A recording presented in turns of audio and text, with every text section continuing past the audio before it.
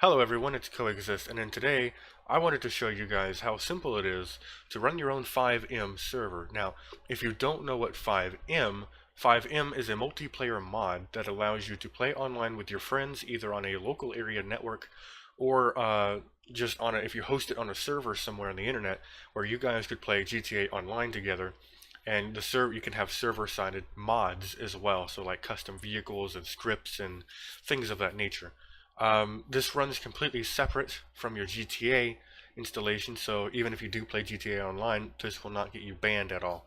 I do have to say that FiveM does not condone piracy in any way. Some people try to say that FiveM condones piracy because they're creating a different space for people to play online. That's just simply not true. And they actually make you sign in with Social Club to make sure that you have a copy of GTA license to your account. So, what do you need to even have a FiveM server? Well, you actually don't need too much, and you don't need a powerful server either, contrary to what you would believe, because the way FiveM works, from what I understand, is that everyone still makes a connection to the server and downloads stuff from the server, but after that, it's not, the server doesn't do too much except keep up with where players are, and that's pretty much it, and then it relays it back. So as long as your server has a decent network connection, in theory it should be okay. But for today, we're just going to look at how to get it installed somewhere and how simple that should be. Now, I have another computer on my local network that I use for testing purposes, and I've actually completely deleted the server off of it so I could go through this video from scratch. So I use TypeVNC, and as you can see, we've got my computer right here. So it's quite simple. We'll just open up ourselves a new window here, and all we need to do is, navigate to FiveM, if I can spell, .net. Once you go here, you'll be greeted with two options. You can either download the client or the server. Now, of course, you'll want to download the client onto whatever computer you're wanting to connect to the server. Otherwise, you just hit download server down here. You'll get redirected to their wiki, where you see that you need to download the latest master branch build for your platform. Of course, we're on Linux. What? I saw Linux. We're on Windows. We're not on Linux. What am I doing? We're on Windows today. So you'll click the artifact server here. You'll go to build server Windows. We'll go to master, and then we'll go all the way down to the bottom where this is the most recent one. We just download server.zip, and there we go. Now, while we're downloading that, we also need to clone CFX server data into a new folder other than our FX server folder. You don't want this to be inside of your server. So we're just going to go over here to GitHub real quick. We're just going to download the zip as well. And then from there, that's pretty much it. So we'll just open up to both of these. And we're done with Google Chrome. Put that away. So here is our server. This is what your server looks like. It's got a whole bunch of stuff in here. We're going to extract all, and I'm going to put it just in the root of my system here. So we're going to create a new folder, and it's going to be called server. And we'll select that as the folder and extract.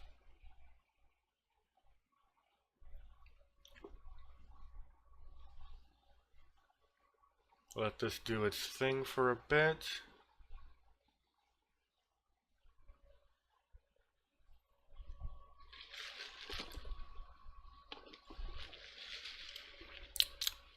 That's a good drink.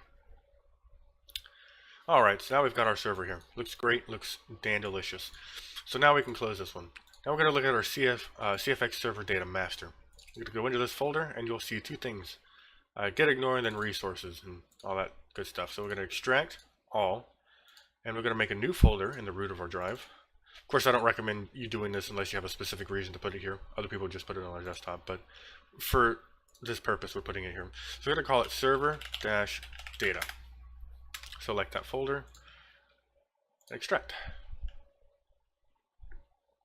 And now we have all this. Now, if it put that folder inside of here, to make it easier on yourself, just get everything inside of that folder and put it in server data, and then we can delete that because it's empty now. Alright, so now that's pretty much done. So now, This is where some people get kind of lost because you need to run this, but not in this directory. So here's what you need to do. We're going to go down here, right click and go to run, or you can use the Windows key and R, but I can't do that because I'm on type VNC, otherwise I'll bring up my Windows and I don't want to do that. So we're just going to type in CMD and hit enter. Nope, I didn't want to go to this recycle bin. CMD and enter.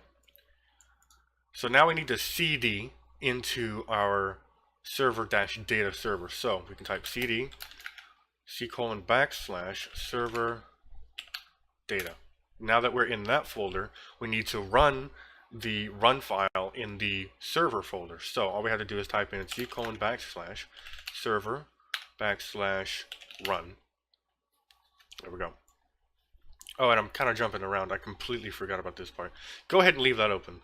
One last thing that we need to do. We need to head back. Oh, what am I doing? Need to head back here.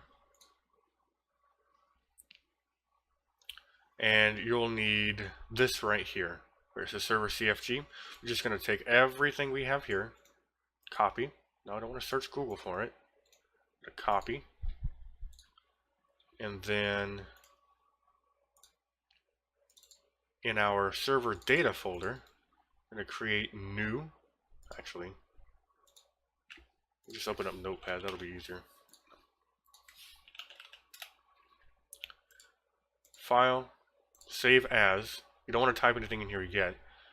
Navigate to your server data folder, type in server.cfg, and change save as type to all files. There we go. Now, of course, you'll obviously want to have Notepad++ installed. Most of the people on my channel are already going to be quite familiar with Notepad++. If you do not have it, just go to Google, Google Notepad++, and you should be able to find it pretty easily. Install that, and then go ahead and come back to this video after you've done that. Now, once you have this open in Notepad, you're going to want to paste the contents that we had, and if you wanted to, you might want to change some things here. So, SV_hostname. This is going to be your server hostname. So if this is on a public server that's accessible from the internet, this is what it's going to look like when you connect to it. This is what the title of the server is going to be. So for our purposes, we're just going to name it I coexist test server. And there we go. Now this line here is script hook. If you want players to be able to use script hook, excuse me, you'll have 1.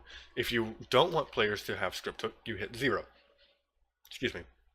This would prevent players, if this were set to 0, this would prevent players from being able to open up any menus they have on their end. So this disables all client-side modifications. But if you want them, you hit 1. We'll just leave it as 1 because we might want to spawn a vehicle or something of another. So we'll just leave that at 1.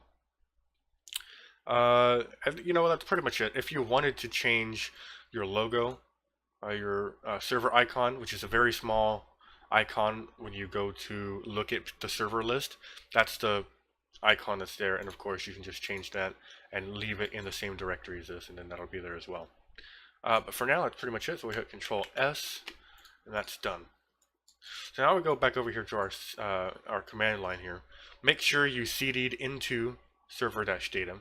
From there, you'll type C:/server/run.cmd plus exec server.cfg. Hit enter. It'll take a moment for the mono runtime to initialize, and once it does, you should see just a whole bunch of stuff pop up. Now, if you get any errors like this, fail to get instant 4, these right here, these errors are actually okay. They're not going to hurt your system in any way, and they don't affect your server in any way. For some reason, this is normal. But if you get any errors after this, then you might have an issue. However, you normally won't have any issues because this is very easy to do. So once you've done that, your server is actually set up. So we'll just exit out of that. Now I have FiveM installed, so we're just going to launch it real quick.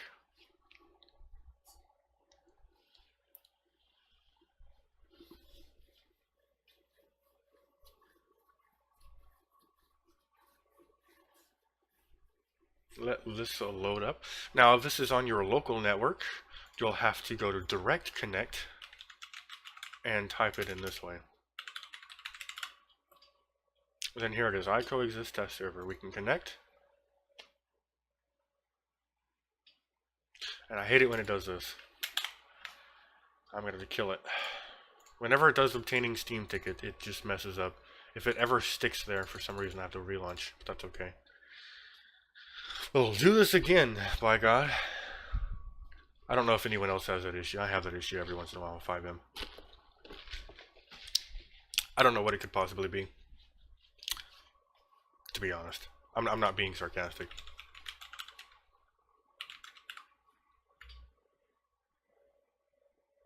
Oh, see, now you're going to tell me it can't be found, huh? Really, FiveM? See, this is...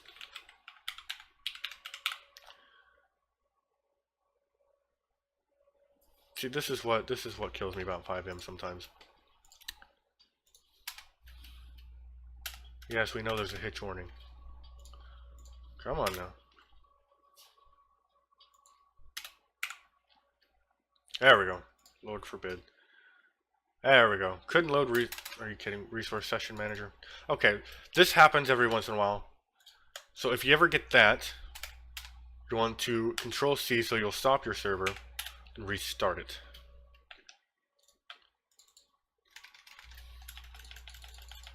And I've got to kill FiveM again. They're working on that. They're working on that. I promise you guys, they're working on some of the weird issues FiveM has, like not being able to accept that error and just close the error message and you have to restart. They're working on it. You have to give them credit though. Okay, so fourth time's a charm. Fourth time's a charm. There we go. We have made it in. Now, generally, it's really easy. The server part's actually easy. However, you'll have issues sometimes. And if you ever get Session Manager not loading when you're connecting with FiveM, just restart the server and you should be good to go. And by restart, I don't mean restart the computer or the server itself. Restart the FiveM server, where you just stop the command and then restart it.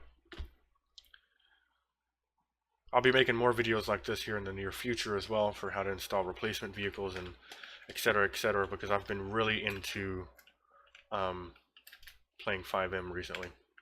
So I've got FiveM, or I've got Lambda installed in oh, that was a poor decision of me. So I've got Lambda menu here, so we're just going to teleport to the nearest road. Here we are. And we're just going to spawn ourselves a nice little vehicle. Look at that. And this is our server right here. Very basic and easy to do. Ooh, I gotta turn that radio off. I feel like this would be very loud for you guys.